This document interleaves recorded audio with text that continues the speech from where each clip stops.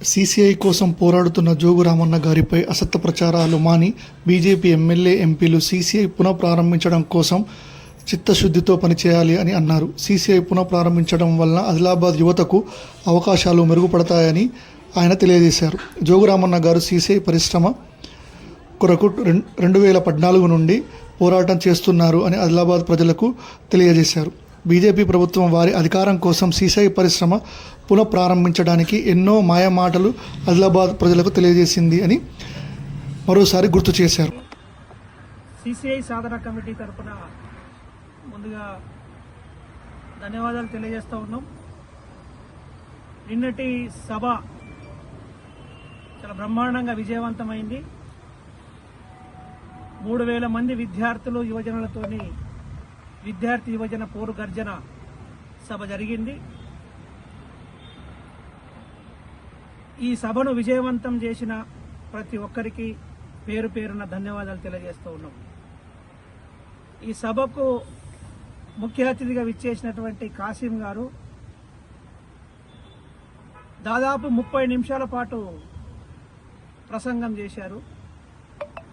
ఈ 30 నిమిషాల పాటు చేసిన ప్రసంగంలో కేంద్రంలోని బీజేపీ ప్రభుత్వం తాను తెరిపించాలనుకున్నటువంటి కేంద్ర ప్రభుత్వ రంగ సంస్థను ఎన్నికల హామీగా మాత్రమే వాడుకున్నది తప్ప చిత్తశుద్ధితోని ప్రయత్నం చేయలేదు, చేస్తలేరు అని చెప్పారు. ఈ 30 నిమిషాల వీడియోను కాకుండా కేవలం సూచనాప్రాయంగా చెప్పినటువంటి 1 నిమిషం వీడియోని పట్టుకొని అది కాసిం గారికి కమ్యూనికేషన్ లేదు.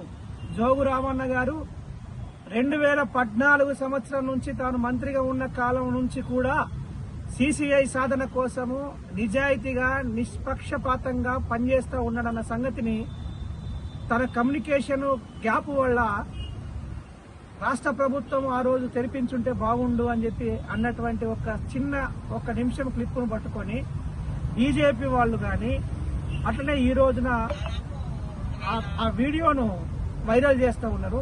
దాని తర్వాత ఆయన మీడియా ప్రతినిధితో మాట్లాడుతూ ఇంకొక వీడియో కూడా చేశారు. ఆ వీడియోను మీ అందరి ముందు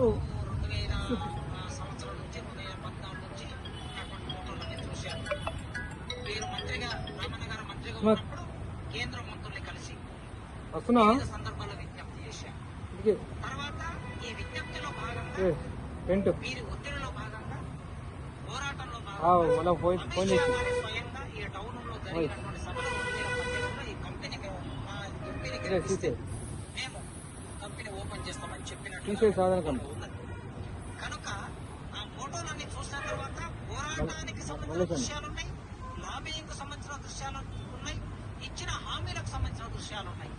హామీలు ఇచ్చిన వాళ్ళు హామీ నెరవేర్చాలి. పోరాటం చేస్తున్న వాళ్ళు ఆల్రెడీ పోరాటాన్ని అప్పటి నుంచి ఇప్పుడు కొనసాగిస్తున్నారు. కనుక లోకల్ ఎమ్మెల్యే, లోకల్ ఎంపీ మీరు చొరవ తీసుకోండి. చొరవ తీసుకోకపోతే ప్రజలు మౌనంగా ఉంటారు. రేపు రాబోయే ఎన్నికల్లో ఖచ్చితంగా ఇక్కడ మీకు ఓట్లేసిన ప్రజలు ఈ పని చేస్తే మిమ్మల్ని గౌరవిస్తారు. ఈ పని చేయకపోతే ఖచ్చితంగా మళ్ళీ ఓటు అనేది ఒక ప్రజాస్వామ్యంలో మనందరి చేతుల్లో ఉన్నటువంటి ఒక గొప్ప ఆయుధం. కనుక ఆ ఎంపీ ఎమ్మెల్యే గారు స్పందించాలని కోరుకుంటున్నారు. అంటే దీని అర్థం ఏంటంటే సీసీఐని ప్రారంభించాల్సినటువంటి బాధ్యత బీజేపీ ఎమ్మెల్యే ఎంపీ గారి మీద ఉన్నది. ఒకవేళ మీరు కనుక ప్రారంభించకపోతే మిమ్మల్ని వచ్చే ఎన్నికల్లో ఓడిస్తారు ప్రజలు అని చెప్పి స్పష్టంగా చెప్పారు. 2014 నుంచి జోగు రామన్న సీసీఐ సాధన కోసం కృషి చేస్తున్నాడు కాబట్టే 2018లో అమిత్ షా గారు ఆదిలాబాద్కి వచ్చి హామీ ఇవ్వాల్సినటువంటి పరిస్థితి వచ్చిందని చెప్పి స్పష్టంగా చెప్పారు.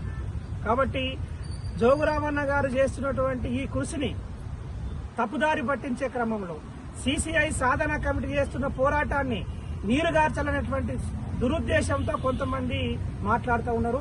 ఈ రోజున బాలూరి గోవర్ధన్ రెడ్డి గారు ప్రెస్ మీట్ పెట్టి మాట్లాడుతూ ఉన్నారు. అసలు బాలూరి గోవర్ధన్ రెడ్డి గారు కాంగ్రెస్ పార్టీలో ఉన్నారా, బీజేపీ పార్టీలో ఉన్నారో మాకు అనుమానం వస్తుంది. కాంగ్రెస్ పార్టీలో ఉండి బీజేపీని రక్షించడం కోసం ఎందుకు ప్రయత్నం చేస్తున్నాడు బాలూరి గోవర్ధన్ రెడ్డి అని అనుమానం వస్తుంది. ఒకసారి కాంగ్రెస్ పార్టీ వాళ్ళు ఆలోచించుకోవాలా, బాలూరి గోవర్ధన్ రెడ్డి కాంగ్రెస్ పార్టీనా లేకపోతే బీజేపీ పార్టీనా? కేంద్ర ప్రభుత్వ రంగ సంస్థ కోసం మేము పోరాటం చేస్తున్నాము. కేంద్ర ప్రభుత్వాన్ని మేము టార్గెట్ చేసి పనిచేస్తూ ఉంటే దాన్ని మొత్తం మీరు వేసుకొని మాట్లాడుతున్నటువంటి పరిస్థితి ఎందుకున్నది ఒకసారి ఆలోచన చేయాలని చెప్పి కాంగ్రెస్ పార్టీ నాయకత్వానికి కూడా మేము విజ్ఞప్తి చేస్తూ ఉన్నాము. ఇది కేంద్ర ప్రభుత్వ రంగ సంస్థ కాబట్టి మేము అంటున్నాము, కేంద్ర ప్రభుత్వం రాష్ట్ర ప్రభుత్వం మీద చెప్పి 250 కోట్లు ఇస్తలేరు కాబట్టి మేము తెరుస్తలేమని చెప్పడాన్ని కూడా మేము అంగీకరించట్లేదు.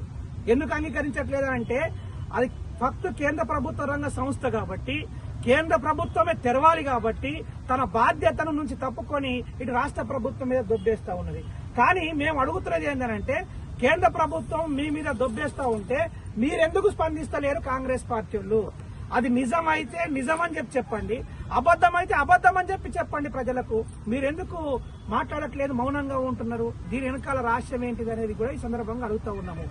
మమ్మల్ని సిసిఐ సాధన కమిటీని రకరకాల ఆరోపణలు చేసి ఇబ్బందులు పెట్టి మానసికంగా కుంగదీసి పోరాటాన్ని నీరు గారుస్తామనంటే ఇక్కడ అందరం ఫైటర్సే ఉన్నాం, అది గుర్తుపెట్టుకోమని చెప్పదలుచుకున్నాము. మేము పోరాటాలు చేసి మరింత రాటదేలినటువంటి వాళ్ళం తప్ప ఇట్లాంటి విమర్శలకు కుంగిపోయే వాళ్ళం కాదు అని చెప్పి సందర్భంగా చెప్పదలుచుకున్నాం. ఆదిలాబాద్ సిసిఐ రావడమా, బీజేపీని ఓడించడమా, ఇదే ఆదిలాబాద్ జిల్లా ప్రజల ముందున్నటువంటి తక్షణ కర్తవ్యం తప్ప ఇంకోటి లేదు అని చెప్పి సందర్భంగా చెప్పదలుచుకున్నాం.